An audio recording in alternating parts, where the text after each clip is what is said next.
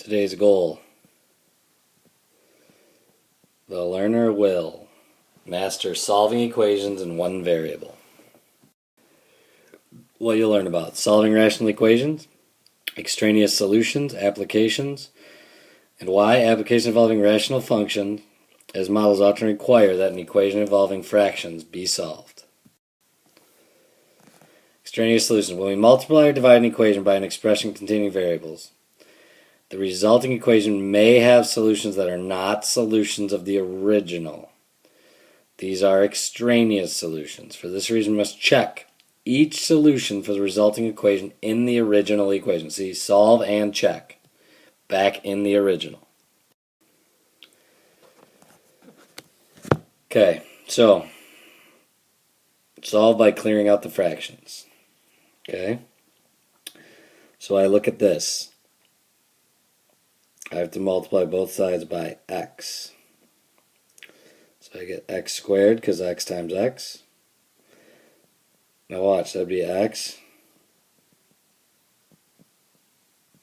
Okay.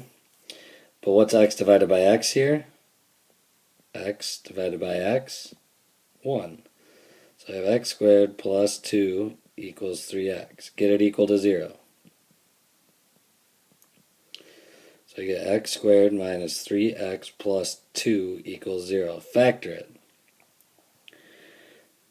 X minus 2, x minus 1. So x minus 2 equals 0, x minus 1 equals 0, x equals 2, x equals 1. And that is an equals, not a not equals. Now we have to check both. So start with 2. 2 over 2 divided by 2 equals 3. Does 2 plus 1 equal 3? Yes. Check the next one. 1 plus 2 divided by 1 equals 3. Does 1 plus 2 equal 3? Yes. So there is no extraneous, so they are both solutions. Okay, let's try another. Yep, there we go. Alright, so this one we got to find the common denominator. Before it's just x. Now we have to at least multiply by x minus 3 times x minus 1. That's at least the common denominator because there's that there and there. Okay? So the first thing I would do is factor. So I have 1 over x minus 3 plus 2x over x minus 1 equals 2 over, and that goes x minus 3, x minus 1. So I look, this is the common denominator. What is this one missing? Well, it's missing the x minus 1, x minus 1. What is this one missing? X minus 3, x minus 3. Is this one missing anything? No. So distribute up here. X minus 1 plus 2x squared minus 6x. Now just like when you have a normal common denominator, you can combine them to be 1.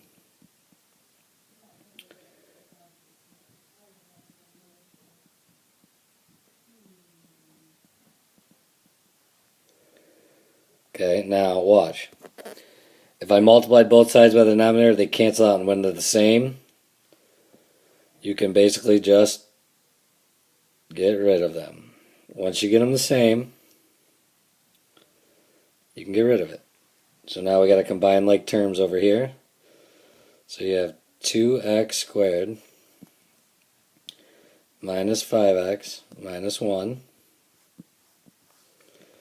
equals 2. Subtract the 2. 2x squared minus 5x minus 3 equals 0.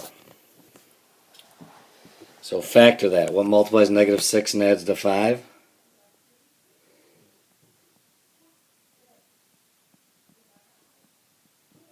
So let's see, 6 and 1, so negative 6, positive 1, because remember, we're multiplying negative 6 and add to 5, and you get negative 6, positive 1. What do I have to multiply 2 by to have it equal?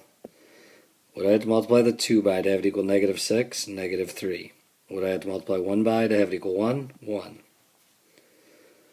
Set each factor equal to 0.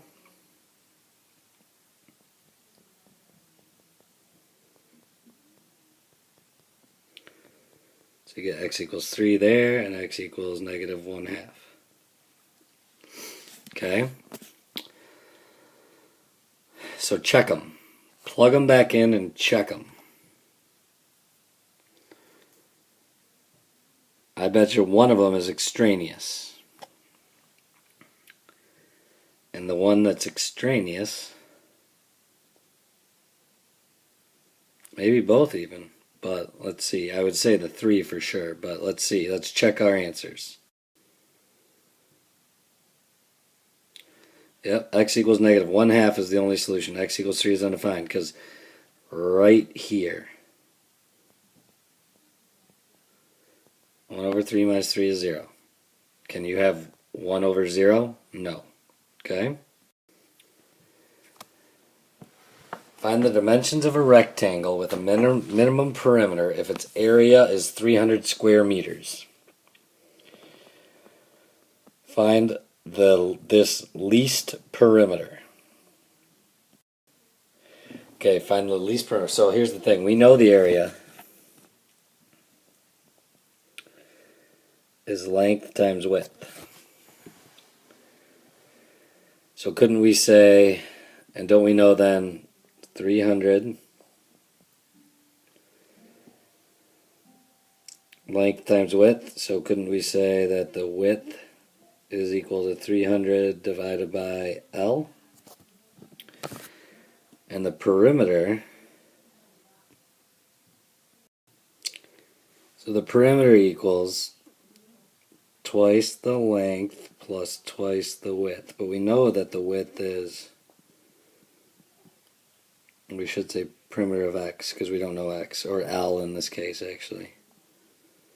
But we know the perimeter is 2L plus 2 because the width is 300 divided by L. So the perimeter of L equals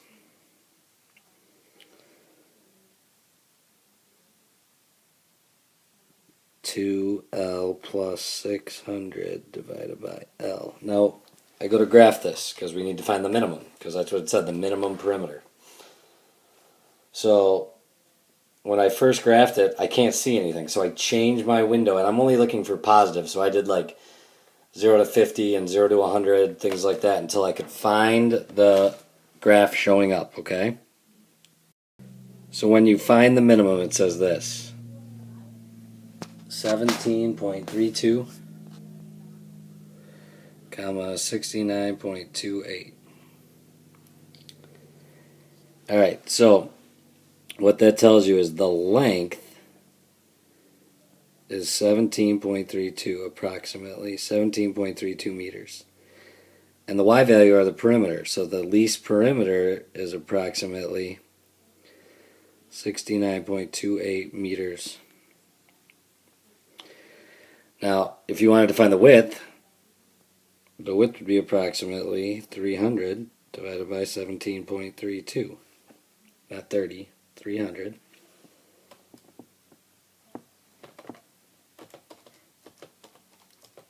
And that would be also 17.32. So, here's your smallest perimeter, okay? We have to remember equations, be able to solve them to get to one variable instead of two. That's the whole goal. Let's see if we're right. Yep, they used x instead, but yeah.